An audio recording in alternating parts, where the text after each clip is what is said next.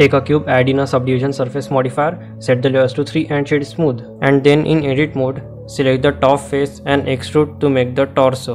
Then select the top face of the torso, then insert the face, then extrude to make the neck, and then again scale and extrude to make the head of our character. Then add in a loop cut in the center and then go to object mode and then add in a mirror modifier.